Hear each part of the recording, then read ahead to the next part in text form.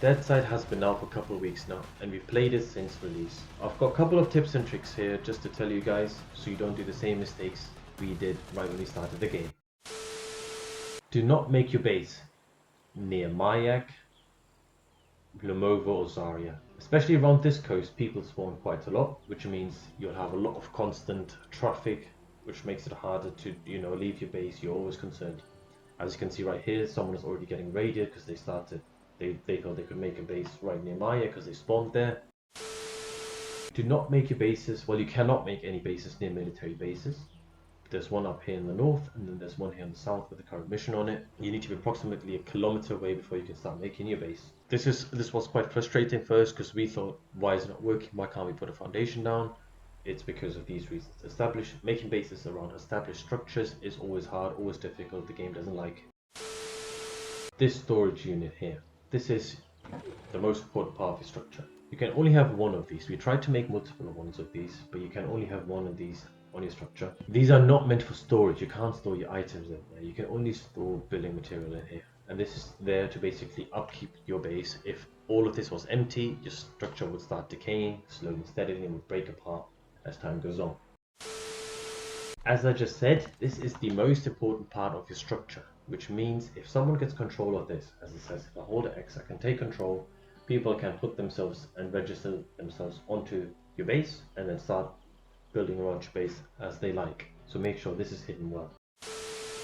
Before you start upgrading your base, as these are branch and you can upgrade from branch to plank to metal, make sure you have enough spare material to put into your storage.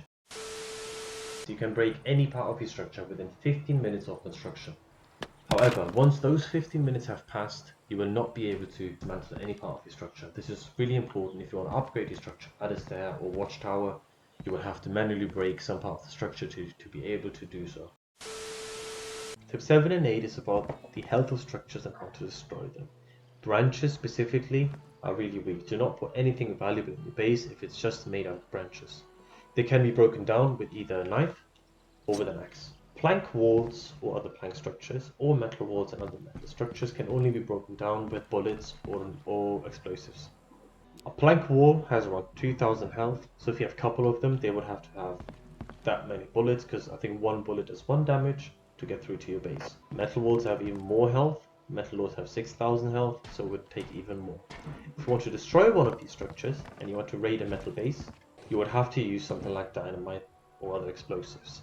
Dynamite specifically does around 1000 damage to a door or to a wall, so to get through one metal door you would need 6 of these. Be wary of windows. It's quite easy to just place a 5 down and then just crawl through a window like this. So if your window is on almost ground level, people will be able to enter through windows, and windows are usually weaker than walls. You can also, you don't actually need a bike, you could just jump through a window and crouch at the right time to be able to get onto the ledge and then go through a window this way. I don't know why I couldn't upgrade this structure, but I had to then build around it because this window here is right at floor level, so people could enter this quite easily. Utilize beds around the map. They can be used as a fast travel option, however only after you die. You can respawn on any one of your beds around the map. So if I kill myself here, I will be able to respawn on my bed, and I can respawn on any part of the map quite easily. If you have made it this far into the video, please consider subscribing. Helps us out a ton. Thank you. Timer. You might be aware that there's a 5-minute timer if you just use your bed to respawn. This 5-minute timer also applies to any bed in that vicinity. So if you have a couple of beds around the same area, the 5-minute timer will be applied to all of those. Gun health. Gun health is really important. As you can see, if it's a low or if it's a damaged gun, your accuracy and damage will be reduced. So you will be at a disadvantage against bots and real enemies. If it's really low, your gun will start jamming and it will cause you a lot of headaches in gunfight. Gun health can be restored by using these guns. You can use guns in a metal planer. One gun will give you 1 scrap metal, which will then allow you to create more sheet metal to allow you to fortify your base. Usually villages have a well. If they're big enough, they usually have a well they can use to drink water. You can then also if you're close by, bring in your bottles to fill them up, and then take them back to your base. On another note, you can still utilize these water purifiers inside your base. They can be placed inside. Don't know why. It makes you think about the structural integrity of your actual base. However, they do work inside the base. Place a couple of them down, and it's a good water source within your base. You can kill yourself or ask one of your mates or friends to kill you, which will then replenish your food and your water to 50-50, which might be a lot better than utilizing your resources if you don't have enough water or food on your base. Do not skimp on scrap metal and nails.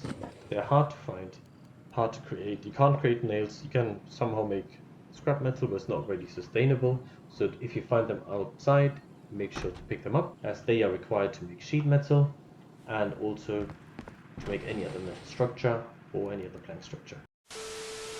A mechanic's workbench. If you want to keep a bike or a car on your base, you will need to make sure that you have a mechanic's workbench. A mechanic's workbench allows you to input, you would need some metal oil and some plugs, spark plugs, to be able to maintain a vehicle on your base. Do not have multiple vehicles on your base, as that will drive up this cost for, so I think one, as you can see here, one bike only needs 2 spark plugs and 2 metal oils.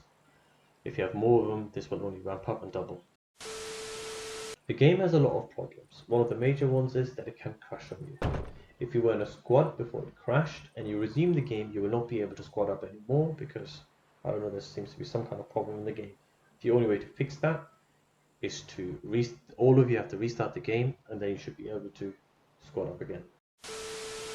Tip number 20 and the final tip. If you have a gun and you found a gun with a flashlight like I have here, the way to actually activate the flashlight is to hold the D-pad right and then click the flashlight, and then it should turn on. This is quite helpful during the night because the nights are really dark, and if you have a normal flashlight, you can also turn it on the same way as long as you have it equipped. Alright, thanks for watching, and if you want more tips and tricks, please let me know down in the comments, and I'll see you guys in the next one.